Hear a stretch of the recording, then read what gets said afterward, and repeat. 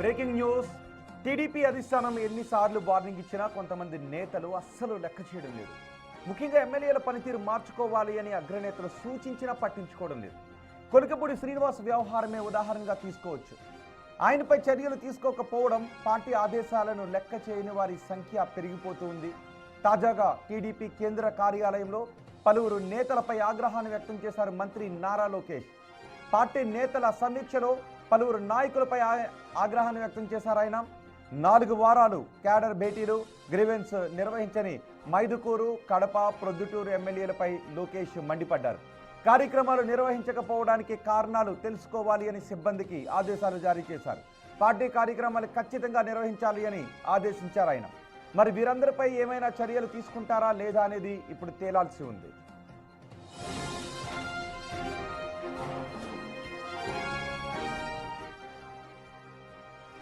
Party కార్యక్రమాలు సమగ్రంగా నిర్వహించిన వారిపై లోకేష్ ఆగ్రహాన్ని వ్యక్తం చేసిన తర్వాత దానికి కారణాలు ఏమని చెప్తున్నారు, దీని పర్యవసానాలు ఏ విధంగా ఉండే అవకాశం ఉంటుంది? మైదుకూరు, కడప, ప్రొద్దుటూరు ఎమ్మెల్యేలపై లోకేష్ తీవ్రస్థాయిలోనే మండిపడ్డారు.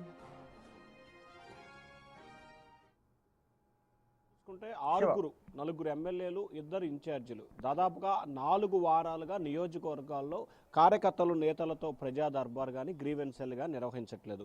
ముఖ్యంగా 4 కడప జిల్లాకు సంబంధించిన వ్యక్తులు కమలాపురం, ప్రొద్దుటూరు, మైదుకూరు, అలాగే కడప, ఈ 4కి సంబంధించిన శాసనసభ్యులు గత 4 వారాలుగా కూడా ఏమాత్రం గ్రీవెన్సెల్ నిర్వహించలేదు. పార్టీ డైరెక్షన్ ప్రకారం ప్రతి 2 వారాలకు ఒక్కసారి ఖచ్చితంగా నిర్వహించాలి. వాస్తవానికి ప్రతి వారంలో గురు, శుక్రవారంలో ఒకరోజు నిర్వహించాలి. అలాగే శనివారం, ఆదివారం రాష్ట్ర కేంద్ర కార్యాలయంలో ఒకసారి నిర్వహిస్తారు. అక్కడ పరిష్కారం కాని వాళ్ళు ఇక్కడికి రావచ్చు. ఎప్పుడైతే రాష్ట్ర కార్యాలయానికి, కేంద్ర కార్యాలయానికి లోకేష్, చంద్రబాబు వచ్చిన సమయంలో భారీ సంఖ్యలో కార్యకర్తలు, నేతలు వస్తున్నారంటే ఖచ్చితంగా ఆ జిల్లాల్లో, నియోజకవర్గాల్లో గ్రీవెన్సెల్ నిర్వహించట్లేదని స్పష్టంగా అర్థమవుతుంది. దానిలో భాగంగానే నిన్న టీడీపీ కార్యాలయానికి వెళ్ళిన మంత్రి లోకేష్కి ముఖ్యంగా కడప జిల్లాకు సంబంధించి అనేక భూ వివాదాలకు సంబంధించిన సమస్యలు ఆయన దృష్టికి రావడం జరిగింది. చాలామంది కడప జిల్లాకు సంబంధించిన నేతలే వినతులు ఇచ్చారు. ఎందుకు కడప జిల్లాకు సంబంధించి ఇన్ని వినతులు వస్తున్నాయని చెప్పి ఆరా తీశారు ఆయన సిబ్బంది. దీంతో 4 వారాలుగా 4 నియోజకవర్గాల్లో వినతులు స్వీకరణ కనీసం కార్యక్రమం కూడా నిర్వహించలేదని చెప్పినట్టు తెలుస్తూ ఉంది. ఈ నేపథ్యంలో దాంతోపాటుగా అలాగే ధర్మవరం పరిటాల శ్రీరామ్ ఇన్ఛార్జిగా ఉన్నారు, ఆయన కూడా నిర్వహించట్లేదని తెలుస్తుంది. మరొక వ్యక్తి పులివెందులకు సంబంధించి బీటెక్ రవి, ఆయన కూడా నియోజకవర్గంలో, పులివెందుల నియోజకవర్గంలో గ్రీవెన్స్ నిర్వహించలేదు. ఈ 6గురిపై షోకాజ్ నోటీసులు ఇవ్వాలని చెప్పి టీడీపీ అధిష్టానం భావించింది. ఇప్పటికీ ఈ అంశానికి సంబంధించి వారి వద్ద నుంచి వివరాలు సేకరించాలి. ఎందుకు సేకరించలేదు అనే దానికి సంబంధించి సమగ్రమైన వివరాలు సేకరించాలి.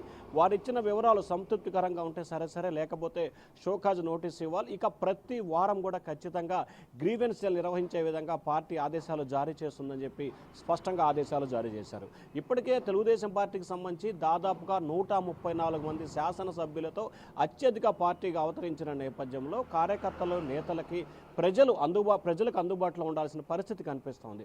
కానీ ఆ పార్టీ శాసనసభ్యులు కొంతమంది తీరు మాత్రం ప్రజలను లెక్క చేయరు, కార్యకర్తలను లెక్క చేయరు, అధినేతలను లెక్క చేయరు, ఎవరిని లెక్క చేయకుండా వారి ఇష్టానుసారంగా వ్యవహరిస్తున్న పరిస్థితి కనిపిస్తూ ఉంది. దానికి మొట్టమొదటి ఉదాహరణ మనం కొలికపూడి శ్రీనివాసం తీసుకోవచ్చు. ఆయన్ని ఎన్నిసార్లు హెచ్చరికలు జారీ చేసినా, ఎన్నిసార్లు క్రమశిక్షణా సంఘం ఎదుట హాజరై వివరాలు సమర్పించినా ఆయన తీరులో ఏమాత్రం కూడా మార్పు రావట్లేదు. ఆయనపై చర్యలు తీసుకోవట్లేదు. ఇక మనల్ని ఏం చేస్తారని చెప్పి కొంతమంది నేతలు దాన్ని సాగ్గా చూపించి ఇష్టానుసారంగా వ్యవహరిస్తున్న పరిస్థితి పార్టీలో కొనసాగుతూ ఉంది. తాజాగా జరిగిన పల్నాడు జిల్లా నరసరావుపేట ఎమ్మెల్యే ఉదంతం తీసుకోవచ్చు. తాజాగా లోకేష్ సంబంధించి 6 నేతలు, 4 ఎమ్మెల్యేలు, 2 ఇన్ఛార్జీలు పార్టీ చాలా ప్రతిష్టాత్మకంగా తీసుకుంటున్న గ్రీవెన్సెల్ నిర్వహించడం పట్ల ఏ రకంగా నిర్లక్ష్యంగా వ్యవహరిస్తున్నారో ఇట్లే అర్థమవుతుంది. భవిష్యత్తులో ఇటువంటి ఘటనలు పునరావృతం కాకుండా చూడాలని చెప్పి పార్టీ బ్యాకప్ టీమ్కి మంత్రి నారా లోకేష్ ఆదేశాలు జారీ చేశారు. రోహిత్ రైట్, ఏమంటున్నారు ఇప్పుడు మైదుకూరు ఎమ్మెల్యే పుట్టా సుధాకర్ యాదవ్? ఆయన పార్టీ కార్యక్రమాలను, గ్రీవెన్సెల్ని సరిగ్గా నిర్వహించకపోవడానికి ఆ నియోజకవర్గాన్ని తీసుకుంటే ఆయన ఏం చెప్తున్నారు? మైదుకూరుకు సంబంధించి కూడా ఇటీవల కాలంలో ఆయన కుమారుడు ఏదైతే పుట్ట మహేష్ యాదవ్ డ్రగ్స్ కేసులో హైదరాబాదులో ఆయన ఇబ్బందులు పడుతున్న పరిస్థితి కనిపించింది. ఈ నేపథ్యంలో ఆయన కుమారుడిని పార్టీ కార్యక్రమాలకు దూరంగా ఉండాలని చెప్పి ఆదేశాలు జారీ చేయటం, ఈ నేపథ్యంలో ఆ కుమారుడు పడుతున్న ఇబ్బంది దృష్టిలో పెట్టుకొని హైదరాబాద్లోనే ఉండి పుట్ట సుధాకర్ యాదవ్ ఆ కార్యక్రమాలకు సంబంధించి చక్కదిద్దే ప్రయత్నం చేస్తున్నారు. ప్రస్తుతం తన కుమారుడికి సంబంధించి జరుగుతున్న పరిణామాల నేపథ్యంలో తాను కొంత నియోజకవర్గానికి అందుబాటులో లేను, వచ్చే వారం నుంచి పూర్తి స్థాయిలో నియోజకవర్గానికి అందుబాటులో ఉంటానని చెప్పి పుట్టా మహేష్ యాదవ్ చెప్పినట్టు తెలుస్తూ ఉంది. అలాగే కడప ఎమ్మెల్యే మాధవిరెడ్డి సైతం కూడా దాదాపుగా 3-4 వారాల నుంచి నిర్వహించట్లేదు. కొన్ని వ్యక్తిగత కనుల మూలంగా ప్రస్తుతం నియోజకవర్గానికి అందుబాటులో లేకుండా వేరే ప్రాంతాల్లో ఉన్నాను. 3 రోజుల క్రితం నియోజకవర్గానికి వచ్చాను. ఇక నుంచి నియోజకవర్గంలోనే అందుబాటులో ఉంటాను. భవిష్యత్తులో ఇటువంటి ఘటనలు పునరావృతం కాకుండా చూసుకుంటానని చెప్పి కూడా చెప్పడం జరిగింది. అలాగే వరదరాజుల రెడ్డి కావచ్చు, చైతన్యారెడ్డి కావచ్చు, వీరిద్దరికి సంబంధించి కూడా పార్టీ అధిష్టానం వివర కోరింది. వారు ఈరోజు వివరణ ఇచ్చే అవకాశం అయితే కనిపిస్తూ ఉంది. ఒక ఇన్ఛార్జీలకు సంబంధించి, అలాగే ధర్మవరానికి సంబంధించి పరిటాల శ్రీరామ్, అలాగే పులివెందులకు సంబంధించి బీటెక్ రవి, వీరిద్దరి వద్ద నుంచి కూడా వివరాలు సేకరించే పనిలో అధిష్టానం ఉంది. రోహిత్. రైట్ శివ.